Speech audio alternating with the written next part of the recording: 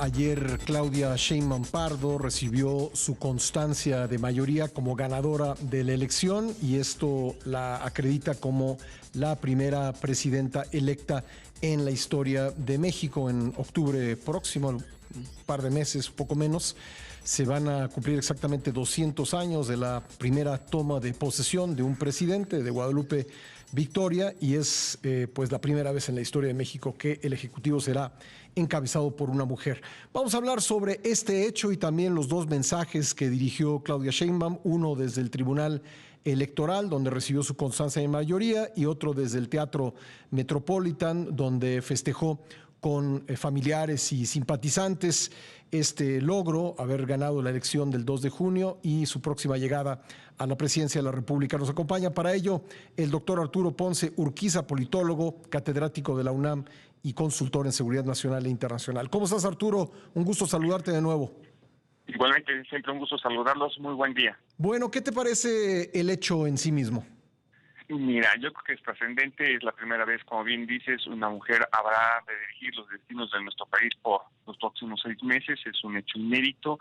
Hay que entender que también la cantidad poblacional supera la de las mujeres a los hombres, pero yo creo que es también muy importante cuando se está rompiendo estas condiciones de el control que pudiera tener la población, vamos a decirlo así, masculina sobre la femenina en el control de los destinos políticos, económicos, sociales de una nación e incluso en el mando militar que próximamente se habrá de designar a quienes van a estar al frente de la Secretaría de Defensa y de la Secretaría de Marina, porque ella habrá de ser la comandante suprema de las Fuerzas Armadas. Es un hecho inédito para nuestro país, pero que ya en buena parte del mundo ya se ejerce. Pensemos en Lituania, pensemos en Italia, pensemos obviamente en Gran Bretaña, que en diversas ocasiones mujeres han decidido sus ejercicios de gobierno, y que en todo caso también puede ser que en los Estados Unidos Kamala Harris pueda ser la próxima presidenta de los Estados Unidos,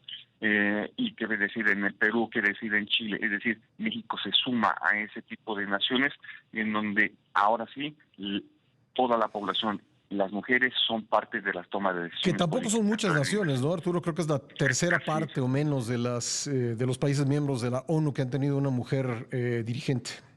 Ahí tienes completamente la razón, pero yo creo que poco a poco va a ir cambiando ese escenario, y sobre todo deberá de darle otro tipo de tesitura, otra mirada a la toma de decisiones. Eso no quita que no se tenga que seguir propugnando por mejores estándares democráticos y políticos. Uh-huh. Esto es lo que también va a llevar consigo el hecho de que una mujer tenga la decisión sobre las acciones de la administración pública, sobre la seguridad nacional, sobre la economía y obviamente también la política exterior de nuestra nación.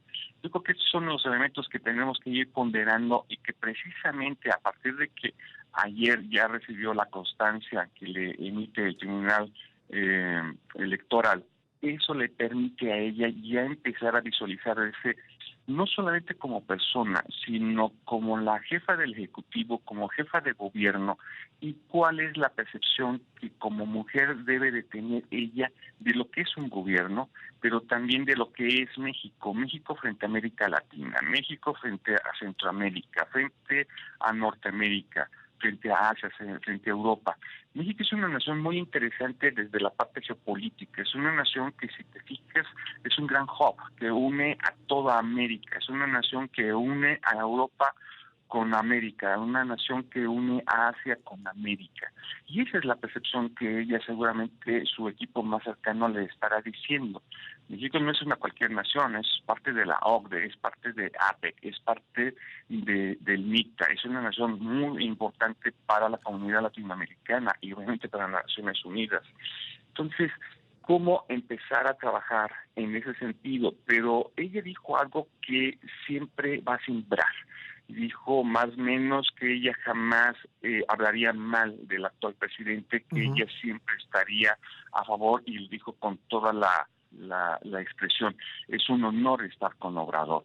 Yo entiendo esa percepción de que es parte de un proyecto político, es parte de Morena, es parte sobre todo de la Constitución de la Cuarta T, pero ella debe de empezar a definir no solamente con el acto y hecho de quienes van a estar en su gobierno, sino en la expresión política de sus palabras.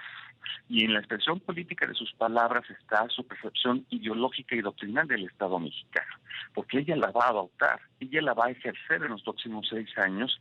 ¿Cuál es la percepción ideológica de este país? ¿Es un país de centro? ¿Es un país de izquierda?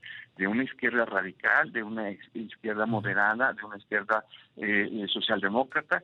¿O es un país populista? Eso es lo que sus palabras van a conllevar ahora, sus actos y hechos. Ella misma en estos días habrá de venir el presidente de Argentina, Milei, y ella ha referido que ella no va a tener una salutación con él de ninguna índole. Bueno, pero eres la jefa del Estado próximamente, vas a ser la jefa de gobierno próximamente, eres quien va a liderar a este país. ¿Qué mensaje estás llevando con ello, no? Bueno. Y además... Tenemos que hacer un corte aquí.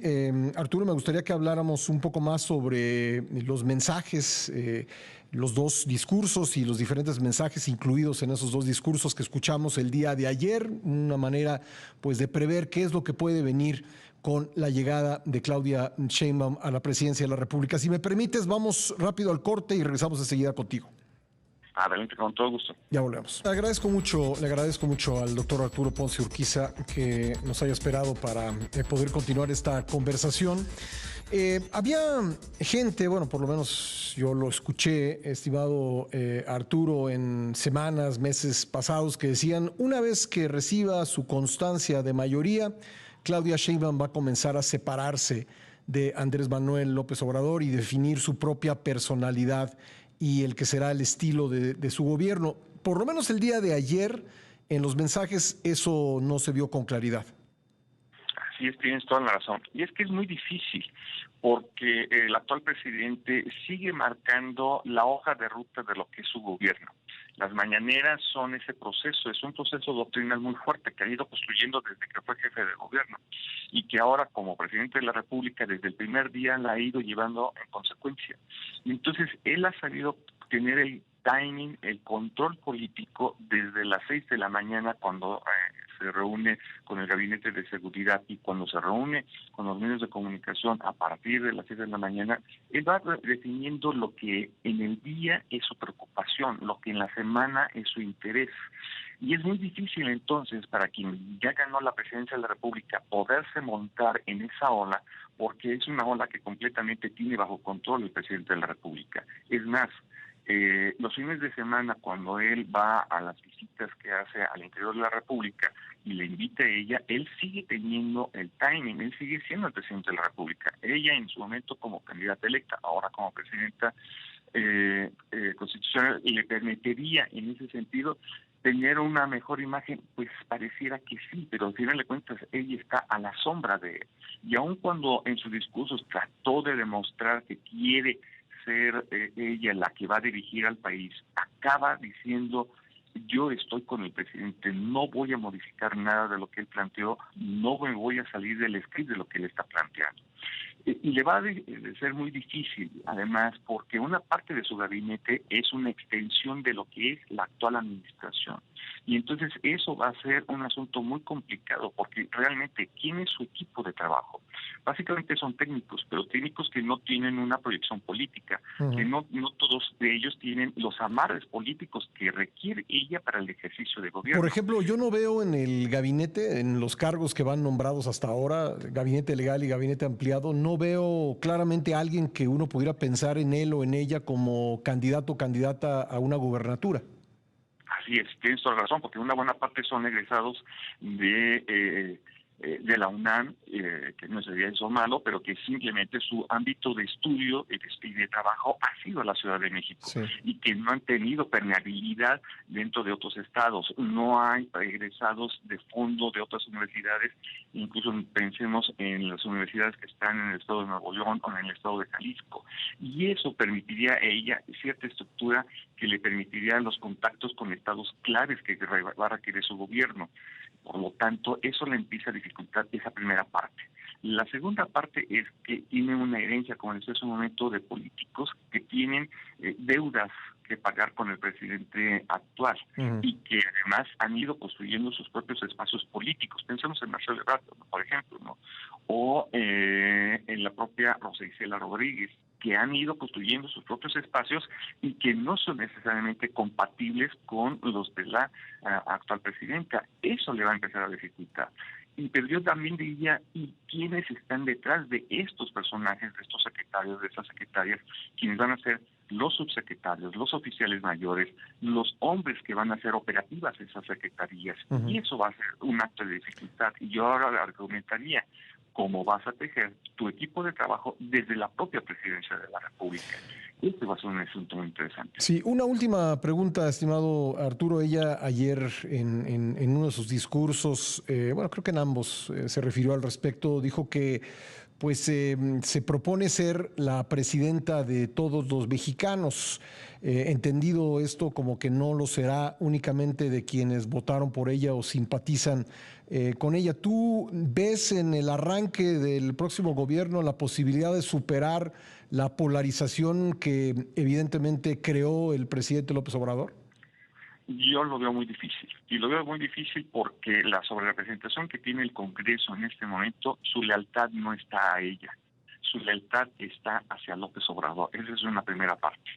Y en el discurso al hecho hay mucho trecho, dirían por ahí. Y resulta que precisamente ayer, en una de las tantas salutaciones que tuvo, al pasar frente a Fernández Noroña, pues sí, tuvo un gesto que no muy agradable hacia la persona de él. Si en el discurso estoy diciendo que voy a gobernar para todos, pero tengo incluso ciertas diferencias con parte del equipo que movió el proceso para que llegara a la presidencia, eso habla también mucho de su talante y de cómo pretende gobernar y bajo qué estilo.